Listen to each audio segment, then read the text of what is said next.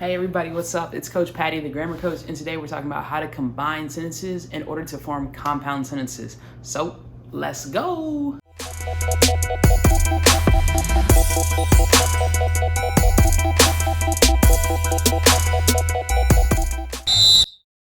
Alright, so the first thing that is important is that we remember and we go over what a compound sentence is.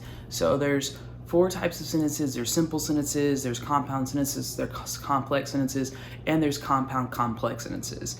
Now, compound sentences are when you have two independent clauses put together. It's really combining a sentence and another sentence and putting them together to form this nice sentence. Now, there's really two main ways to do this. One, you have to have two independent clauses. So you need to have two full sentences on each side. And you can combine them with either one of the fanboys, which are coordinating conjunctions, your for, and, nor, but, or, yet, so. Or you can combine them with a semicolon. Now, the trick to semicolons is you have to have a whole sentence on both sides. Remember, we're forming a compound sentence, so you need a sentence on both sides. And with a semicolon, they work very similarly to a comma and. Think of it as like your super comma, right? Except you're not making a comma splice, you're combining things correctly. When you use a semicolon, you have two sentences on both sides, and you're really saying that like these go so closely together that they could have been in the same sentence. But you're recognizing that you have two different sentence structures on each side. So let's talk about that structure. So a compound sentence is gonna have an independent clause and a fanboy or a semicolon, and then it's gonna have another independent clause on the other side. Meaning on both sides of that, you need to have a subject-verb team. If you don't have a subject-verb team, you probably don't need your comma and your fanboy. You definitely wouldn't need a semicolon. You might just be okay combining them with just like a compound subject or a compound predicate. But today I'm just talking about when you have an independent clause, you have an independent clause, so you have a sentence, and you want to make your writing better. You don't want to make your writing choppy. You want to give it some rhythm. You want to give it some smoothness. So you're going to combine these using one of the fanboys. Now let's talk. There are 1, 2, 3, 4, 5. Wait, hold on. I got to do the thing like this. For, and, nor, but, or, yet, so. 7 fanboys, right? So with the 7 fanboys, they all have different meanings. This isn't one of those times where you're like, oh yeah, I know that word, and you just throw it in there. You want to make sure how you're combining them makes sense for that fanboy. So let's take number 1, for. Now, for really means the same as because or since. Honestly, it's 2021. People don't really use for like that anymore, right? We use it as a preposition. We don't say, I went to the store for I needed groceries. Like, no one talks like that, but that's exactly what it means. For is when you want to combine sentences where you have this sentence because or since that sentence. So you're watching this video for your teacher forced you to, or for you want to learn grammar, right? So that's when you would use for.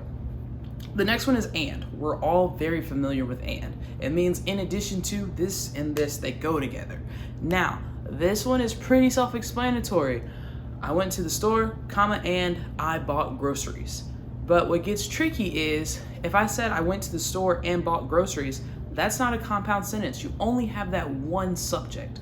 So when you're using comma and to combine sentences, make sure there's a full sentence on both sides of that comma and. If not, you are probably committing a comma splice, which we don't want to do. So make sure there's a sentence on both sides of your comma and your conjunction or your semicolon. Now, comma and a semicolon, they might be even considered interchangeable. Just know if they go so closely together, think of it as you could probably use a semicolon. Another one is nor. So nor represents like a and not, or a negative choice. It's like the negative version of or. So think of it like, I don't like geometry, nor do I enjoy chemistry. I'm lying, by the way, chem and geo people. However, that would be what that means. And not, and also not this. So that is what nor means. And you typically say you have a choice of this or that, but it's not this or that, and that is when you would use nor. You also have but. But's pretty simple too. You have this option here, and then you have a word, the word but, which means like however. It means like in contrast to this thought, and then you have the word but. So, I want to go to college, but I'm poor. Now that's a really sad sentence. There's financial aid available, but you get the but you get it, right? So you're watching this video, but you really want to play games on your phone. Who knows? That's when you would use but.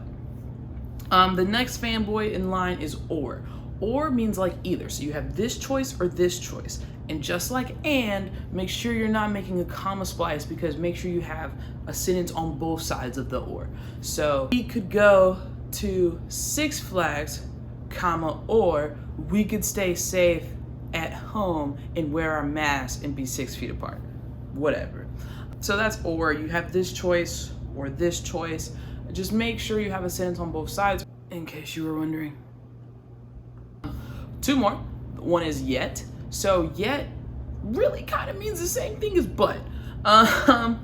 So you could say something like, the weather was cold and snowy, yet we did not receive a snow day. Sad, right? Yet is just another word for but. You might have like a timeline involved when you use yet, and just make sure you're not using it as kind of an adverb, as in I didn't go to the store yet. It really has that kind of this but this kind of effect, even though like I know you can use the word but. So think of it as, I didn't drink my coffee, yet I had plenty of energy. So that would work like that.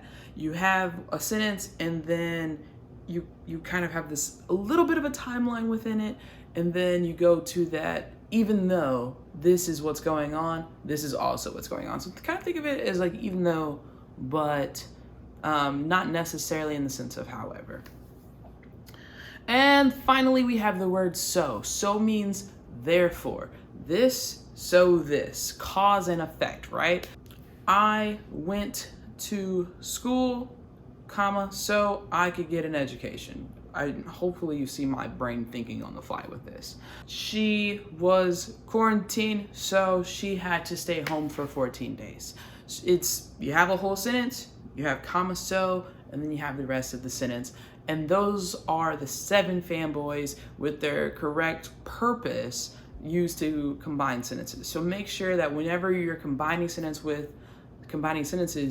fanboys, that you have an independent clause on both sides, meaning you have subject and predicate over here, a subject and predicate over here. You use that coordinating conjunction, the fanboys, for, and, nor, but, or, yet, so. You use the correct one with the correct meaning, and make sure you also slap it with a comma so they can be like super strong together to combine those sentences. You can also form a compound sentence with a semicolon and just treat it really like a comma, and those sentences go so closely together that they should be together.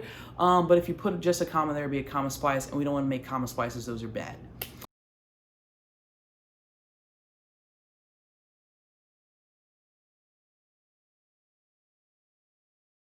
So this is Coach Patty, the grammar coach. That was how to combine sentences to make a compound sentence. Let me know if you have questions, and catch you next time.